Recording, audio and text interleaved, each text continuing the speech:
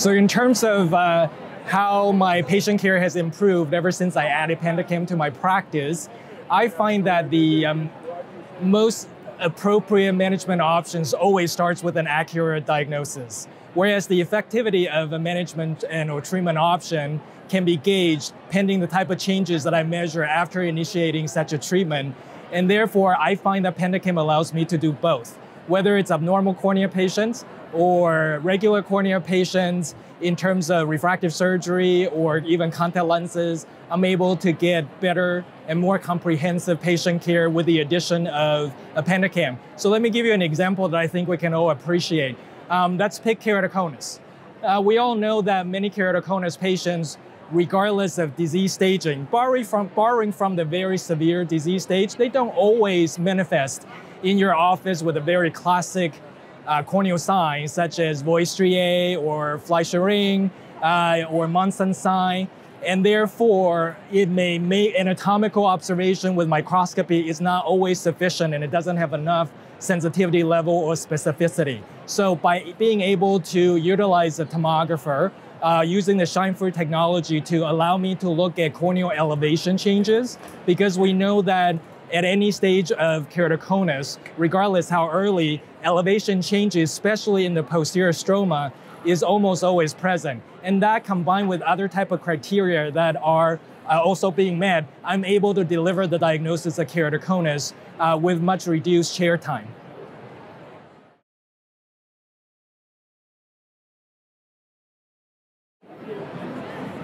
There are many features in the PandaCam that I find very valuable in my delivery of clinical care to my patients.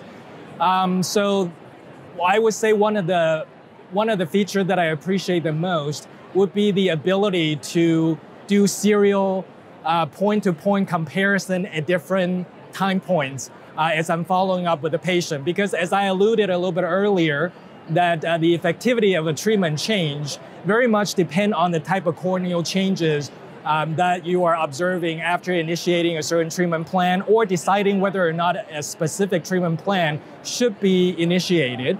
And therefore, being able to do serial comparison, very similar to what we would do with a visual field tracking, is very important to me. And it certainly makes it so that my care to my patient is that I'm much more confident and secure in that I'm providing my patients with the best care. However, I don't want you to think that PandaCam is only for abnormal cornea patients. It can also be used in regular cornea patients, whether it's monitoring patient after refractive surgery, or maybe even just monitoring patients prior to qualifying them for certain level of stability before they are able to have refractive surgery. So I do appreciate a lot of things that PandaCam can bring to my practice. And the last thing that I really appreciate with PandaCam is the fact that there's a lot of, frequently there are software updates that are fueled by the latest data that is driven by clinical research. And so I certainly very much appreciate the fact that you're able to apply the latest clinical data set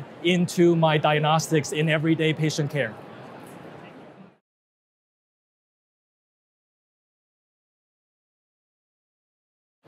I find that patients appreciate what I can offer them, especially now with the addition of a PandaCam Scheinflug image technology in my practice.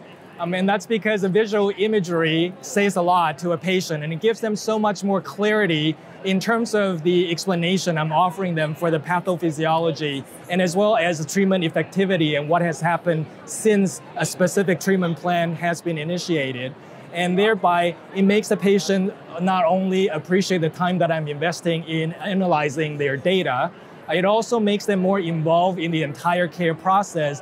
And I find that in exchange, they become a much more compliant patient in my practice.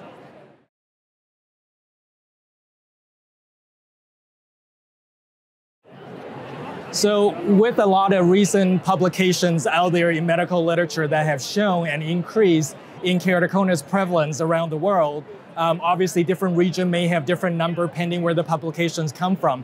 But overall, most experts would agree that the prevalence rate of keratoconus is no longer 1 in every 2,000. And it potentially could just be that we have much more sensitive instrumentations nowadays.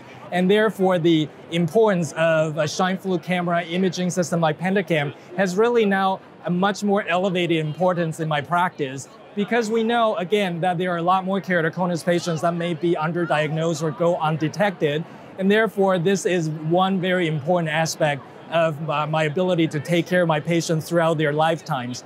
But in addition, we also know that keratoconus is a downward spiral if progression is untreated and allowed to persist. The quality of their vision and the quality of their life, goes down very drastically pending the amount of changes that occur. And therefore, the earlier the detection can be made and the diagnosis can be made, the more timely the treatment option and intervention can be given to my patient, and therefore really greatly impact their life in a very positive way in the maintenance of the quality of their life. So then why is Scheimpflug imaging so much more important in this case? Well, we know that a lot of keratoconus patients, depending whether in most staging of their diseases, don't always have anterior corneal signs like we think they do, such as void striae, such as high drops, such as Munson signs. And those are the things that we look for through our anatomical examination. However, in early moderate cases when there are no such classic signs, it's very easy to be misguided by patient symptoms or frankly just not know what are the true diagnoses.